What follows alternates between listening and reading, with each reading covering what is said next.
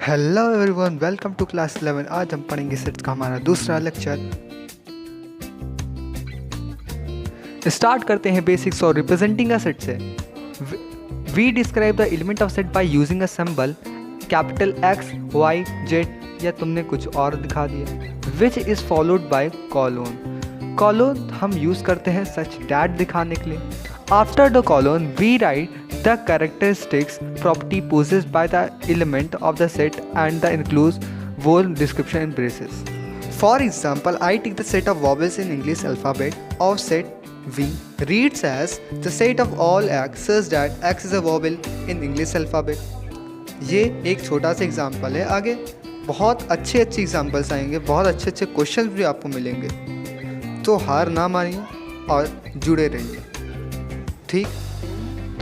Now we are going to talk about methods of representing a set, जिसमें दो तरह आते हैं, रोस्टर फॉर्म और set builder form. Roster form को तुम टेबलर फॉर्म भी कहते हो, हम टेबलर फॉर्म भी कहते हैं, और दूसरा है सेट बिल्डर। रोस्टर फॉर्म में क्या होता है कि हम सीधा लिख देते हैं जो रहता है exact. All the elements of set are listed, the elements are separated by commas are include with the braces.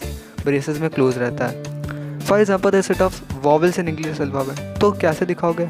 We is equal to braces A comma I E O U, इस तरह दिखा दोगे रोस्टर फॉर्म में। Set builder form में all the elements possess a single common property which is not possessed by any element outside the set. सारे element के पास इसमें fix है कि एक सिंगल कॉमन प्रॉपर्टी होगी। ठीक। For example set of vowels in English alphabet, तो V is equal to braces में X such that X is a vowel of English alphabet दिखा दिया।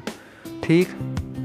अब तुम ये चीज़ जानते हो कि वॉवल्स ऑफ इंग्लिश तो मतलब कॉन्सोनेंट की बात नहीं होगी, तो इसकी प्रॉपर्टी किसी और के पास नहीं है।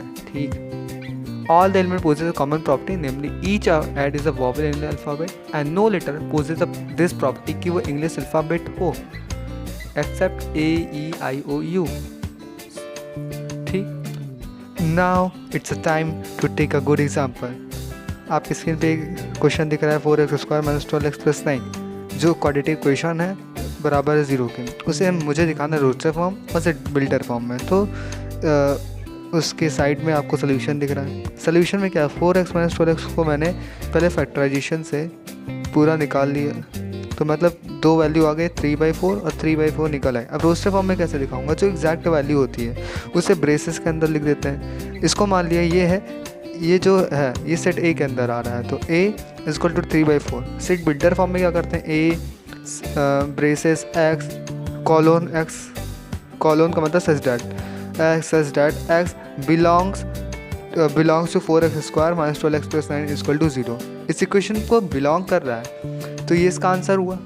तो ऐसा दिखाते हैं, ऐसा हम लोग दिखाते हैं। For more such concise question you can solve NCERT which is best for all the aspirants. Now the time come to study the types of sets. First set है हमारा empty set, a set which do not contain any element. इसका empty set or null set या आप wide set भी कह सकते हैं। Empty set को हम सिंबल फाई से दिखाते हैं या ब्रेसेस ऐसे लगा देते हैं, बस उसमें कुछ नहीं डालते। एग्जांपल मैंने ले लिया, let A is equal to braces x such that x square is equal to 9 comma x belongs to even number. क्या तुम्हें एक्स की वैल्यू आएगी, तुम निकालने जाओगे तो प्लस माइनस 3 आएगी, तो क्या इवन नंबर आ रहा है? नहीं आ रहा है, तो ये एम्प्टी सेट होगा। क्यों होगा? क्योंकि जो आंसर उसे चाहिए वो ही सेटिस्फाई नहीं कर पा रहा है, इसलिए ये एम्प्टी सेट होगा। Because there is no element of x square is equal to 9 which satisfy the equation that x is an even number. That's why it's simple. Now finite set and infinite set, जो कि हमारा second है। A set which is empty or consist of definite number of element, इसका finite set, या अगर वो नहीं रहा limited तो otherwise infinite set। Finite set में हमने ये चीज़ देखी कि उसमें एम्प्टी सेट भी आ रहा है यार। एम्प्टी सेट तो हमारा फाई हुआ, तो फाई हमारे फाइनाइट हो या इनफाइनाइट, हर सेट्स में फाई हमारा कॉमन रहता है। चाहे तुम आगे जितने भी सेट्स पढ़ने वाले, फाई तुम्हारा सब मोस्ट कॉमन सेट है, सब में तुम्हें कॉमन मिलेगा। अब मैंने एक एग्जांपल है, let W with the set of days of week, तो वीक में 7 दिन होते हैं, ये फाइनाइट है। ठीक, मैंने बात कर दी। Let T be the set of tangent to a circle, this is infinite. क्यों इनफाइनाइट है? कि तुम टेंजेंट कहाँ से बनेगा सर्कल में, इट्स इनफाइनाइट। तुम it is not limited, it is unlimited, it's present in unlimited amount. That's why we denote a number distinct element of set by N S दिखा देते हैं, एन एस दिखा देते हैं, जिस जो कि फाइनाइट अगर क्वांटिटी में रहता है तो। ठीक, note all infinite set can not be described in roster form. सारे इनफाइनाइट सेट्स को मैं रोस्टर फॉर्म में दिखा नहीं सकता। Solve questions and you feel why I tell that. Number 12, equal set. Two sets A and B are said to be equal.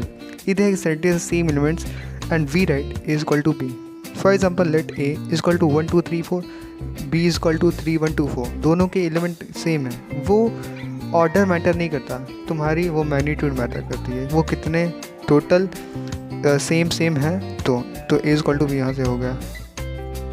Now equivalent set. Two sets A and B are said to be equivalent if they have equal number of elements. मतलब 4 element है तो दूसरे के पास भी 4 element है, 5 element है दूसरे पास से 5। जैसे फॉर एग्जांपल देखो, लेट ए वही पुराना वाला है, इक्वल सेट का एग्जांपल है। लेट ए इक्वल 1 2 3 4, लेट बी इक्वल 3 1 2 4, तो इक्वल टू बी है, तो मतलब 4 एलिमेंट दोनों बराबर है। आज के लिए बस इतना ही, बाकी सेट्स के बारे में अगले लेक्चर में बात करेंगे। जय हिंद, जय भारत, स्टे होम स्टे